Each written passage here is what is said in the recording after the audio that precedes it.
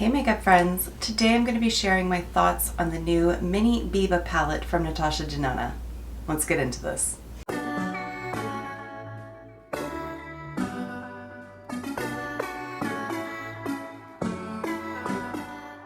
As always, I want to start off by welcoming you back to my channel, or if you're new here, then hello and welcome. My name is Kara, and on my channel we like to mix beauty, brains, and the occasional F-bomb.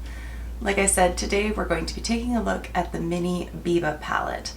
Now, I don't have the full-sized Biba palette. That one retails for about $170 Canadian, so no, not for me. It's just too big of a price point for me, but I was very excited to see the Mini. And furthermore, this color story, right up my alley at this point.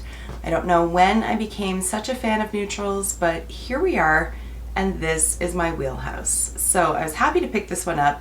It retails for $33 Canadian, or if you're in the States, it's $25, and you can purchase it through either the Natasha Denona website or through Sephora. Tip to my Canadian friends, definitely go through the Sephora website. If you purchase from the Natasha Denona website, not only is the shipping going to be much higher, but depending on the value of your cart, you're also going to get dinged with additional customs and duties fees, and nobody wants that. So Sephora for the win.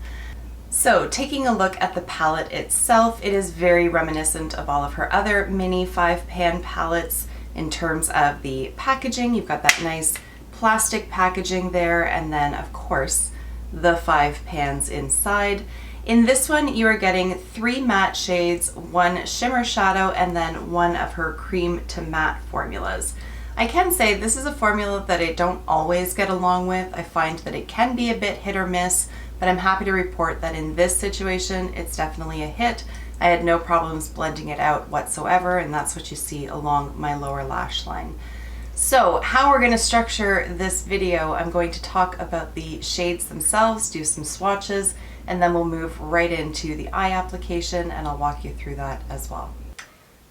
Okay, so the first shade is Bruno, which is a deep mahogany brown, and this is a matte shadow. The next is also a matte shadow, and it's called Izzy, which is described as a nude dusty rose. Then we have a metallic shade called Blaze Nude, which is a light rosy nude, followed by the third matte in the palette, Plush, which is a light medium dusty coral. And finally we have the cream to powder formula called Wink, and it's described as a medium dusty coral brown. These first 2 mattes don't really finger swatch all that nicely, but you can see if I go in with the second layer just how buildable they are.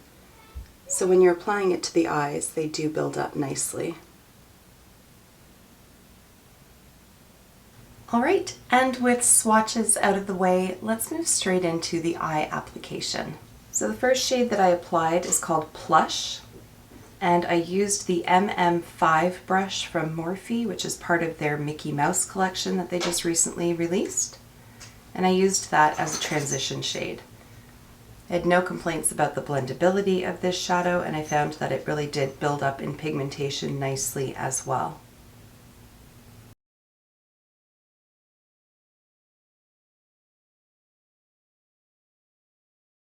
Next, I used a Volair E03 brush to apply the shade Izzy and just help to build up and deepen the crease. Although in the pan I thought that this might be very similar to that first shade, at least in terms of its depth, it did produce a nice little gradient between the 2 shades. And again, I had no concerns about the blendability of this shadow. For my lower lash line, I used another brush from Volair. This is the DL03, and I picked up that cream to powder shade called Wink and ran it along the lower lash line. I found that it blended out really nicely, and although in the pan it looks like it might have a little bit of a satin finish, it really was more of a matte look once it was applied. For deepening up the outer corner, I used a MAC 221 brush and applied the deepest shade in the palette called Bruno. And this one again built up nicely. I did find that I had to work to blend it out a little bit, Certainly not the worst shadow that I've ever used, certainly not the most frustrating, but I did go in and build up the intensity a little bit and spent some extra time blending it out just to get it as seamless as possible.